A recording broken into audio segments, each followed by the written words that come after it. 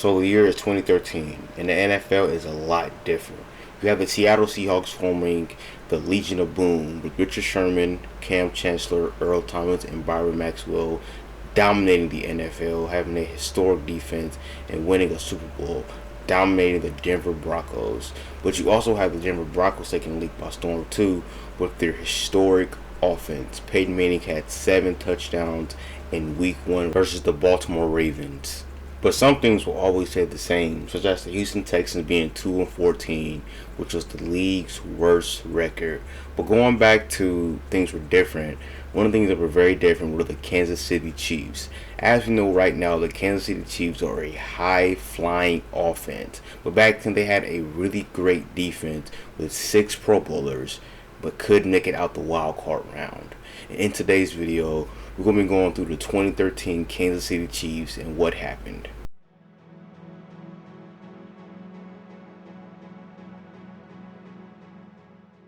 But first, I'll give you guys some context and some background on how they got to this point, how they collapsed as a team. So going back to 2012, the Kansas City Chiefs have the worst record in the NFL, going 2-14, which gave them the first overall pick, which they used on Eric Fisher. But going back to the actual season, the Chiefs have the league's worst offense, only scoring 13 points per game, which again was league worst. And they had 6 games where they couldn't even score 10 points, which 5 of those games came after week 11, which through week 11 through 17, 5 out of those 7 games, they couldn't score 10 or more points. And even in week 17, they had a total of 119 yards, losing 38-3 to the Denver Broncos. Ouch. A very, very rough offense. So, the front office, they went to work. They immediately fired Romeo Crennel, which is the head coach, which they replaced with offensive guru Andy freaking Reid. Now, up until this point, Andy Reid, he had 1 Super Bowl appearance with the Eagles. He had numerous NFC Championship appearances. But the thing is, at this time, the Eagles, we just weren't moving forward in the organization. We were very stagnant. Wild card, maybe a divisional round here and there, but especially after the collapse of the quote-unquote dream team, which Vince Young famously quoted, the team needed something new, which we brought in Chip Kelly. So with the new head coach, the Chiefs, they brought in a new quarterback, and that quarterback was Alex Smith. They brought him for the San Francisco 49ers. So up until this point, Alex Smith, he was really known as a game management quarterback. He's not going to lose you games, but he's not going to do something too crazy to win you games, which in the long run, which is a really downfall. But in the 2012-2013 season or whatever, he wasn't really brought in to do those Patrick Mahomes style plays. Really, the Chiefs' offense ran through Jamal Charles. Because in 2012, Jamal Charles had about 1,700 total yards. He had about 6 total touchdowns. And Jamal Charles, again, he was one of those first running backs that can run really aggressively out the backfield and catch out the backfield, which was kind of unheard of, but Jamal Charles, he was part of that revolutionary solid running backs. So with the new head coach, the new offensive lineman, and the new quarterback, the Chiefs, they bring in other role players to fulfill the Andy Reid style offense, the gunslinging, the speedster, and Donnie Avery. They brought in Anthony Sherman and other guys like that. But the one thing I haven't talked about was the defense. The defense in 2012 had 5 Pro Bowlers on a really bad team, which was really unheard of, which was led by the up-and-coming pass rusher Justin Houston. You had Tom Bahali, Derek Johnson, and Eric Berry. So, correction, 4 Pro Bowlers, because Brandon Flowers, he got snubbed. And even the defense got a lot better, bringing in Ron Parker. They brought in a really good corner in Sean Smith. Their rookie Dontari Poe was developing, and him himself was going to be a force in the interior. And they started off 9-0 actually, which during this 9-0 run, the team had many great defensive performances, including Week 1 versus the Jacksonville Jaguars, where they locked up a prime Maurice Jones-Drew, holding him to 45 yards on 15 attempts. They had 6 sacks, 5 for 19 on third down, man, which it's really important to really point this out because the team was actually projected nowhere near to win the Super Bowl or even make the playoffs, being bottom 10 in the Super Bowl odds in the preseason, and this team really outplayed all that. But moving on, man, to more really great defensive games. Later on in this 9-0 run, they played the Eagles, and they had 6 sacks on Michael Vick, had him at a 49.4 QBR.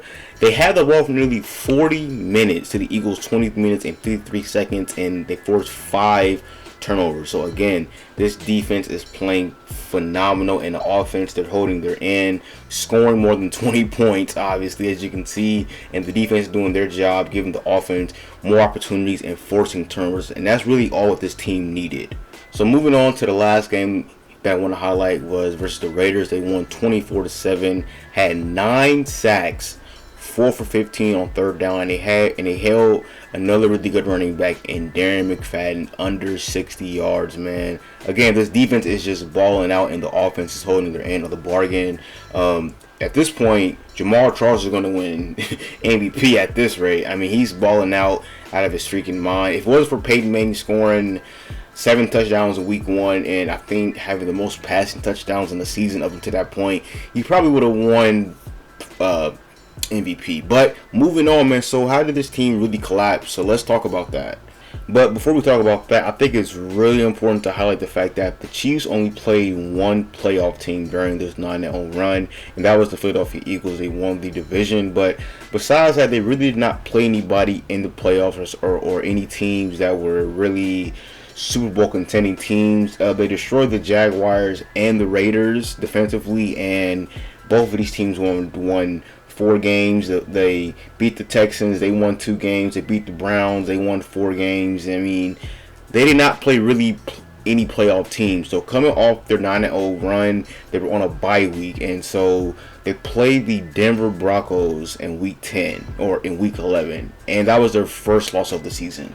And so I think it's also really important to point the fact that they did not give up a 300-yard passing game from any quarterback during this 9-0 season. And again, they constantly forced turnovers and they got sacked. So keep that in mind, because again, in week 11, that was their first loss.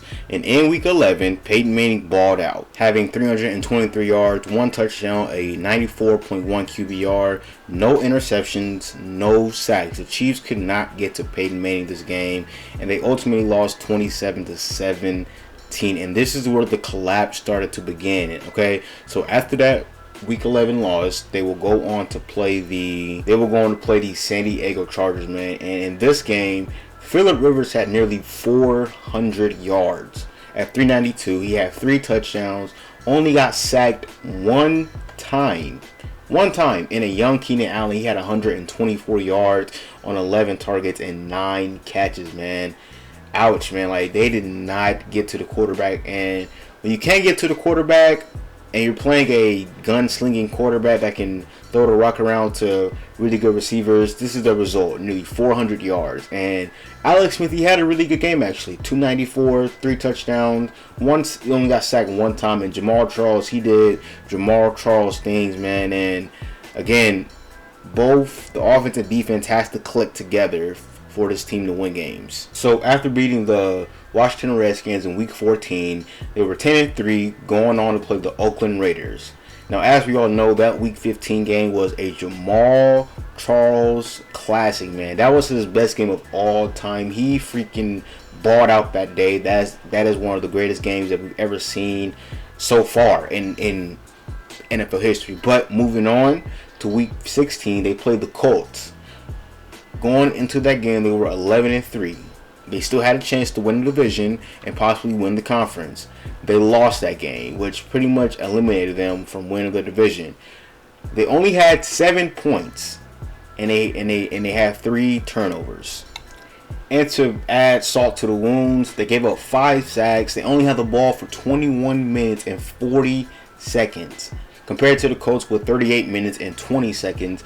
Pretty much most of the game went to the Colts, and the Chiefs, they did not have the ball enough, or when they did have the ball, they just didn't do enough to produce points and things like that. So another offensive game, man. It's looked like 2012 Kansas City Chiefs. So at this point, they are out of winning the division, winning the conference. So week 17, that was just a placement game, just a throwaway game. Not gonna talk about that too much versus the Chargers. But heading into the wild card round. Now, first things first, I want to give a big shout out to the GOAT himself, Brett Coleman. I will link his video in the description talking about how the Chiefs defense pretty much broke down throughout the game and things like that. But pretty much, man, the Chiefs going into the game, they're supposed to win this game. Not by a lot, but they did win the coin toss.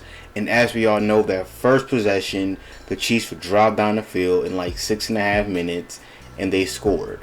But tragic would strike because their star player Jamal Charles would go down with an injury. Now, this injury at the time was not that big of a deal because they kept scoring, they kept getting big defensive stops, and they were winning by a big blowout, as we all know. But the thing is, as the game got closer and closer and closer, the Chiefs couldn't get first downs, they couldn't score the ball, and pretty much ended their season.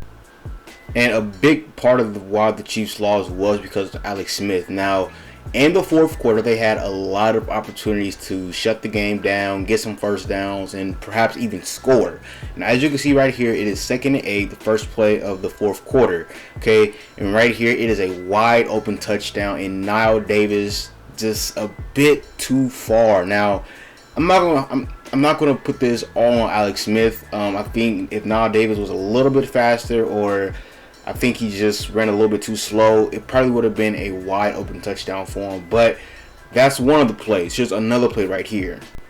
Now, this play, I really can't blame Alex Smith too much. They're in a pistol. It's like a reverse screen, and Rodney Hudson, just terrible blocking, pass blocking, which is very rare because Rodney Hudson, he's a really great blocker, and even during his rookie seasons or his early seasons, he was really good. But again, that brought up a 3rd down and 11, and this is where I blame Alex Smith. Now, as you can see right here, they're in the shotgun formation, and Dexter McCluster, I'm going to highlight him. He's down at the bottom. And right here, Alex Smith, he looks at him a bit too late.